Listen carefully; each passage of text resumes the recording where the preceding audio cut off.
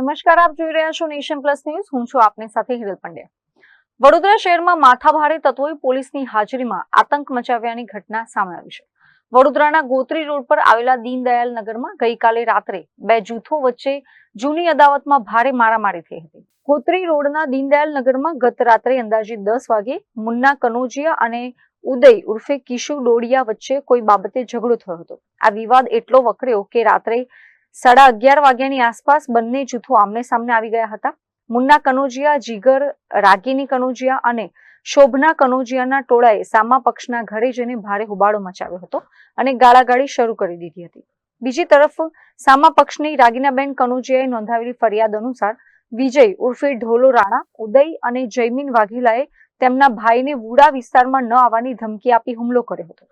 આ ઝપાઝપી દરમિયાન મહિલાઓ પર પણ હાથ ઉપાડવામાં આવ્યો હતો, જેમાં સોનાની કડી અને ચાંદીની ચેન લૂંટવા કે તૂટી જવાના આક્ષેપો પણ લાગ્યા છે.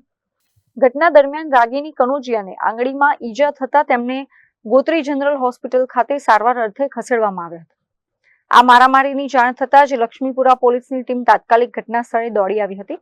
આશ્ચર્યની વાત એ છે કે પોલીસની હાજરી હોવા છતાં જીગર નામના આરોપીએ કોઈપણ પ્રકારના ડર વગર ખુલ્લેઆમ હાથમાં ચપ્પુ લહેરાવી બીજા જૂથને જાનથી મારી નાખવાની ધમકી આપી હતી, જેને પગલે માહોલ વધુ ઉગ્ર બન્યો હતો.